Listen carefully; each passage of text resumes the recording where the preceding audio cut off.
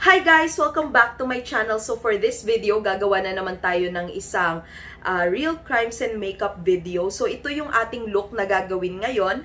And yung pag-uusapan natin na topic ngayon is yung nangyari noong 1991 na tinagurian na trial of the century. Ito yung Vizconde Massacre. Kung saan nga dito is pinaslang yung mag-iinang mga Vizconde na si Estrelita, Carmela, Jennifer sa loob ng kanilang tahanan sa may BF home sa Paranaque. So kung excited na kayo sa ating usapin ngayong araw na to at gusto niya nang malaman kung paano ko ginawa itong look na to, just keep on watching.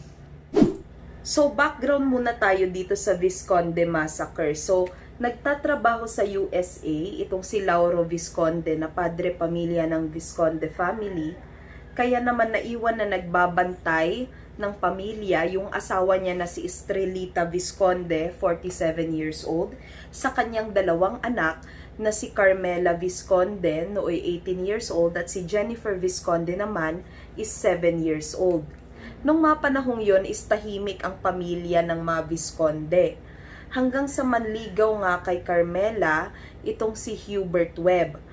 Kahit na pumuporma itong si Hubert Webb kay Carmela ay allegedly ayaw niya dito dahil nga sa kanyang addiction sa drugs.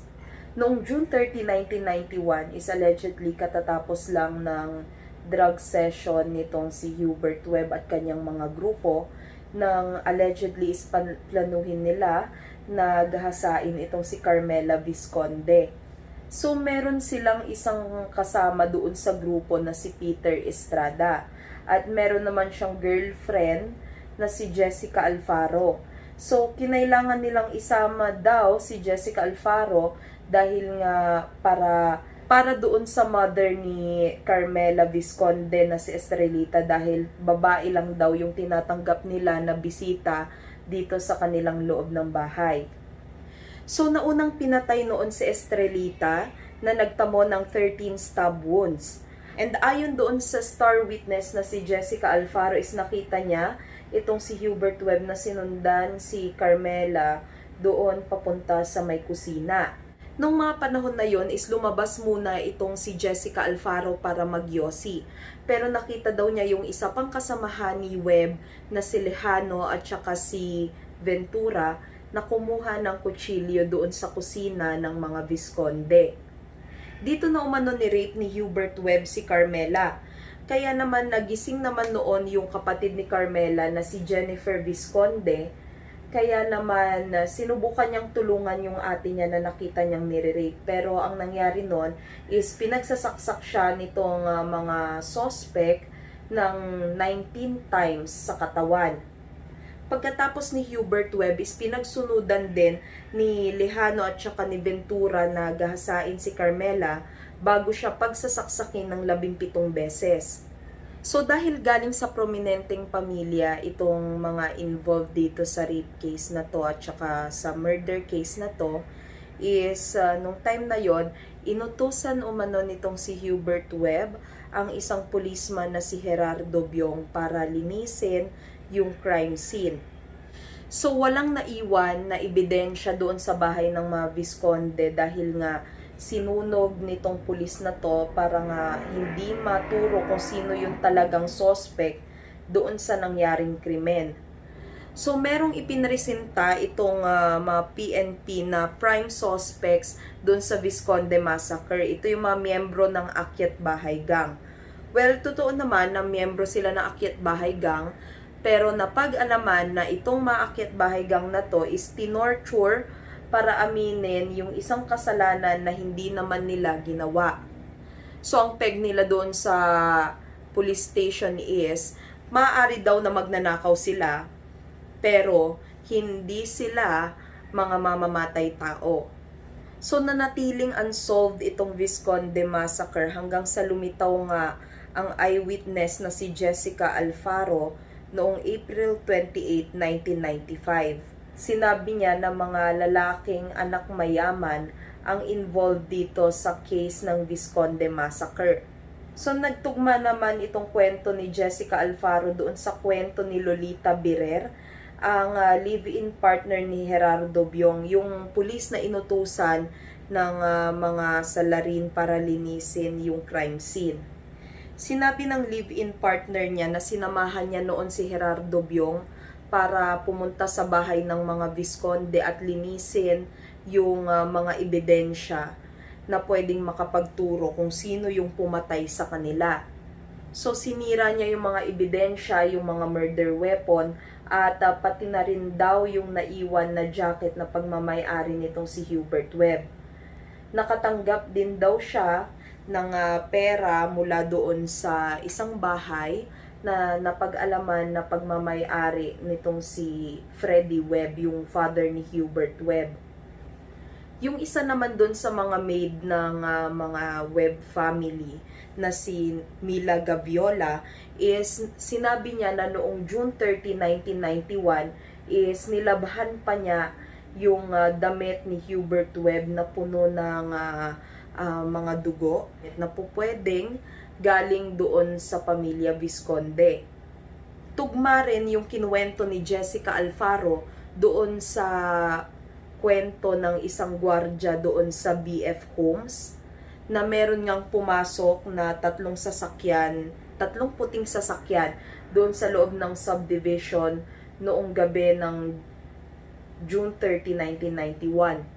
Depensa naman ni Hubert Webb is noong mga panahon daw na inaakusahan siya na pumatay sa mga Vizconde is meron siyang mga ebidensya na nagpunta siya sa US para magbakasyon or para tumira doon. So noong January 6 taong 2000 is binaba ni Judge Tolentino ang hatol kina Hubert Webb at kanyang mga kasamahan na guilty sa kasong homicide with rape at kinakailangan nga nilang magbayad ng 3 milyong pisong danyo sa pamilya Vizconde. Sinintensyahan naman sila ng habang buhay na pagkakakulong. Naging kasabwat din itong si Gerardo Byong doon sa nangyaring kaso at sinabi nga na kasali siya doon dahil nga sa tampering of evidence. Sinubukan pa nilang umapila sa Court of Appeals pero ang nangyari is remain pa rin yung hatol ni Judge Tolentino na parang pinagtibay lang ng Court of Appeals noong December 2005. Itinaas pa yung kaso sa Korte Suprema at noong April 2010 inaprubahan na ng Supreme Court na isailalim sa DNA testing yung semen specimen na nakuha kay Carmela doon kay Hubert Webb para mapatunayan kung talaga nga bang ginahasa siya nitong si Hubert Webb. Pero sinabi ng NBI at saka Parañaque Courts na wala na sa kanila yung semen specimen na nakuha kay Carmela noon. Paano kaya yun, no? Kasi wala na yung semen specimen, so parang ang nangyari is dito sa Vizconde case is parang naging dead end case na siya. Well, anyways, tuloy tayo sa kwento. Okay, so noong October 8, 2010, nung nalaman nga ng kampo ni Webb na nawala na yung semen specimen ni Carmela, is agad silang nag-file ng urgent motion for acquittal. So, yun po yung fina-file para mapasawalang sala yung mga akusado na ng korte.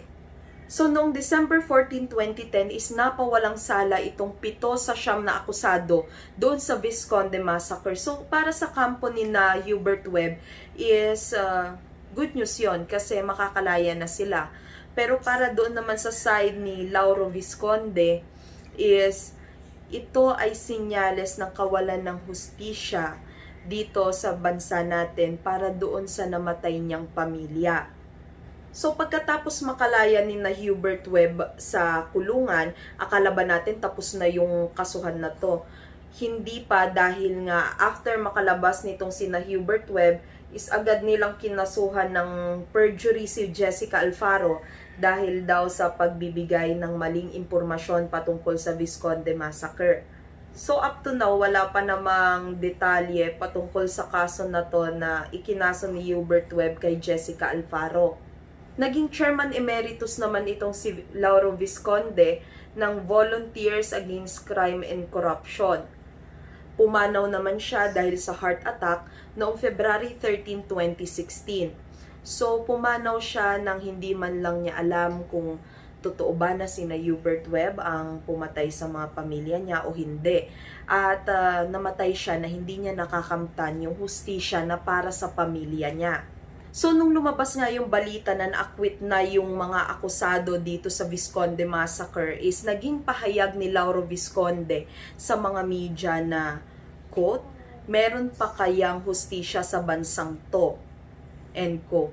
So, dahil dun sa nangyari, kini-question niya yung justice system natin dahil nga napakasakit nung nangyari sa kanya na buong pamilya niya is nawala ng isang iglap lang. So, magta 30 years na itong Vizconde Massacre next year, 2021. Pero kahit na 30 years na yung pangyayari, remain unsolved pa rin, hindi pa rin alam kung sino talaga yung may sala dito sa Vizconde Massacre. So, para sa inyo, ano yung comment nyo dito? Ano yung thoughts nyo about dito sa Vizconde Massacre? I-comment nyo dyan sa baba. At kung may mga na-miss ako, i-comment nyo din dyan sa baba kung meron kayong mga konting na research or konting alam about dito sa Vizconde Massacre. So, ito po yung ating final look for today. So, kung nagustuhan nyo itong aking final look, i-comment nyo dyan sa baba kung ano pa yung mga look na gusto nyong gawin ko dito sa video ko. So, kung nagustuhan nyo tong video na to, give it a thumbs up. And mag-subscribe na rin kayo dito sa aking channel para updated kayo sa aking future uploads. That's it, guys. Bye!